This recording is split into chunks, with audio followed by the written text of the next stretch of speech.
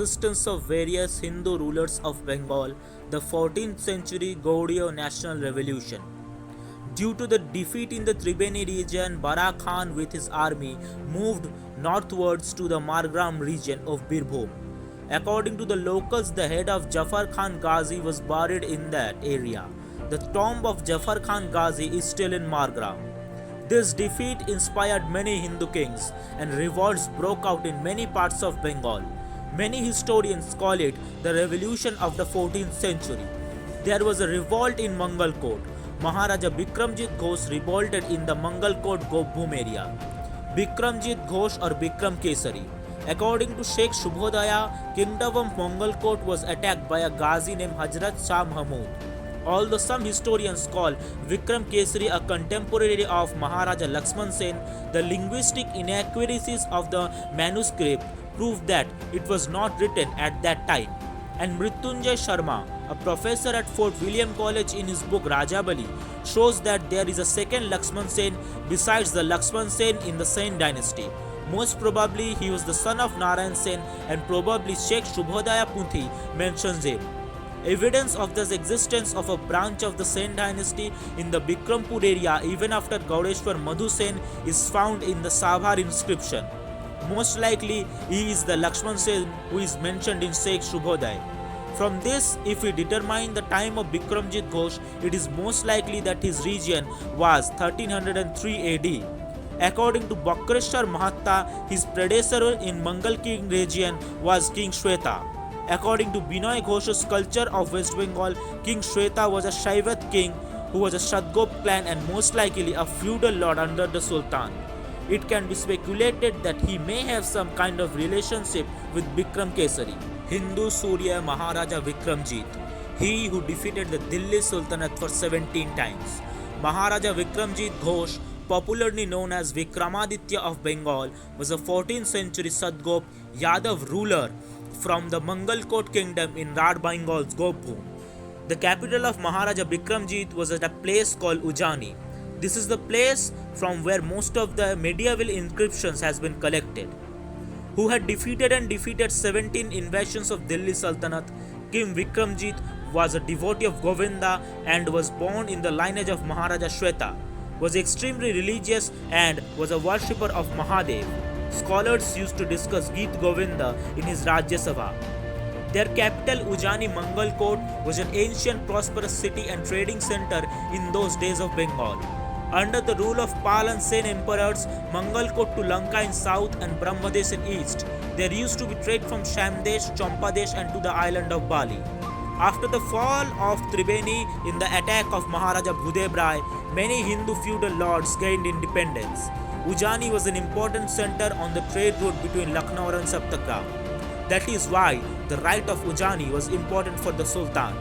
At that time, Ujani River Port was important in shipping as a port. So if Ujani was not occupied, Saptagram area could not be controlled. Attack of 18 Ghazi or Auliya. From 1303 to 1315, there was a power struggle between Shamsuddin Feroj Shah and Rukuddin Kaush in the Devikot Pandua, which is why Feroj Shah did not dare to attack Ujani directly. So, he sought the help of the Sultan Jalaluddin Khilji of Delhi. A total 17 repeated expeditions were sent from Delhi. Meanwhile, in 1305, the army of Delhi Sultanate and Ujbek Ghazi attackers attacked Mangalkot. Delhi Sultan's army camped in the hill area and started the attack of the western border of Mangalkot. Maharaja Vikramjit occupied the army under the patronage of his Raibeshe Gop and Ugrokhotriyo chieftains. In Mangalkot, the brave Ujani army under the leadership of Maharaja Bikramjit, the shield of the Hindus, broke down on the Uzbeki Ghazis by hailing their Kuladevi Ma Abhaya Chandi. As the evening sun went down, the entire Uzbek army was destroyed and turned into a mountain of corpses, which were washed away in the stream of Ajay river by the order of Maharaja Bikramjit. The Hindu kingdoms of Bengal in the first half of the 14th century: Ujani, Dev Dynasty and 18 Bhati. Around 1281 AD, after death of Paramsogata Madhusena, power struggle arose between two Sen monarchs, Love Sen and Buddha Sen. Also, Kartik Sen from the Savar Sen dynasty intended to capture Vikrampur. According to Lama Taranath, after Paramsogata Madhusen, Buddhusen became the ruler. When Vikrampur was thriving with internal clash, it was the Muslims who took the advantage and marched towards east.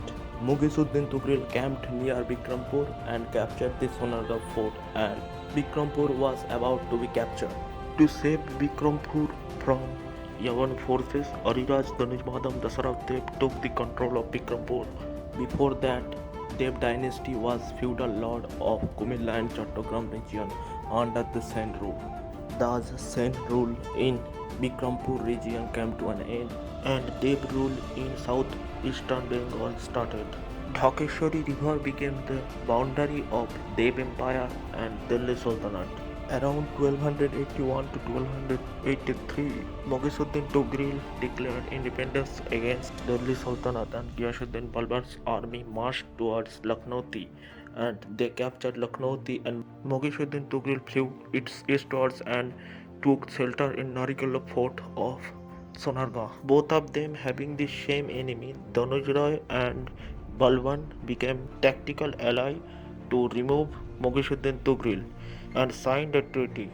In the Tarikh-e-Firozshahi of Ghiyasuddin Barani, Danuj Rai was mentioned as the Rai-e-Bangala, or the king or the Maharaj of Bengal. Danuj Rai with his powerful naval force attacked Mugisuddin Tughral, and Sonargaon fort was covered from each side, Balban from west and Danuj Rai from south. Danuj Rai arrested him and handed him over to Balban. After that, Balban asked for a meet to Danuj Rai, and when Danuj Rai entered, Balban stood up to show respect to the non-Muslim king in his territory, which was very annoying in the eyes of Malik Ikhtiaruddin Nektas, the general of Ghiyasuddin, as mentioned in the Tarikh-e-Firozshahi. Battle of Diyar-e-Bangala.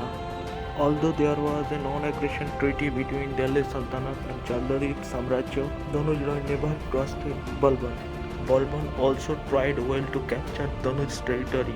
He sent his son Shihabuddin Bogra Khan, but Bogra Khan was failed according to Tarikh-e-Firozshahi. Reoccupying of Sonargaon. In 1394, Dev Dynasty king Ariraj Dashrath Dev Danuj Rai attacked Sonargaon with the help of his ally king Arakan. Danuj Rai, he established his second capital and military base at Vikrampur. Danuj Rai in the east and Bikramjit Ghosh Revolted in the west, Dev Rai in the south became the cause of three headaches, and Shamsuddin Feroj Shah Could. After the first failed attack, the Sultan's constant efforts to capture Ujani continued. Similarly, between 1303 and 1317, the Sultan of Delhi attacked Ujani 17 times, one after the other. The tactics of Maharaj Bikramjit Ghosh thwarted the attacks every time and killed those 17 Ghazis. Maharaj Bikramjit Ghosh got the title of Bikramkeshari by the Radi Brahmins. Fall of Ujani Mangalkot. Name of the 7 of those Ghazi attackers had been found, which are as follows: Makhdum Shah Muhammad, Haji Firoj, Ghulam Panjatan, Sayyid Shah Tajuddin, Abdullah Gujarati, Khazauddin Chishti, Shah Haji Ali, Shah Sirajuddin, Peer Ghoda, Muhammad Ismail Ghazi, Makheum Bilai, and Ghaznavi. In 1317, Feroj Shah and Bahadur Shah were able to capture Sonargaon with all their powers. Dashrath Dev established his capital at Chandradwip in the south. Dokhin Rai passed away in his old age in 1313, and Budev Rai was also not alive at that time. Bahadur Shah was overjoyed and declared himself an independent ruler. In 1324, Ghiyasuddin Tughlaq sent Qadar Khan and Bahram Khan to Lucknow for battle. Bahadur Shah was defeated in battle. During this time, another expedition was sent against Ujani. After repeated battles, Ujani was weakened militarily and economically. According to Sheikh Shubodaya, Hazrat Shah Muhammad was in charge of conducting that attack. The brave son of Radeshwar Bikramjit attained Veer Gati while fighting, but in his life he stood firm on the path of his Kshatriya religion and culture. According to the historian Sitaram Goel, Mangalkot Jami Masjid at that time was built on the top of a demolished Vishnu temple of its structure. According to some sources, betrayal of Sri Harsha Sen could be the cause of Bikramjit's defeat. because after the fall of Bikramkeshari in that area, Sri Harsha Sen was established as the feudal lord. From the Muslim rulers of Lucknow, he received a lot of money. Probably due to being a royal physician, he used to travel to the Ujani royal court. After his death, the Uzbek invaders temporarily occupied Mangalkot and built tombs for the slain Ghazis, whose remains are still present today. The power was divided between Bahram Khan, Qadar Khan and Azamul Mulk as the governor respectively in Ulayat-Sonargaon, Ulayat-Lucknowti and Ulayat-Shadgaon.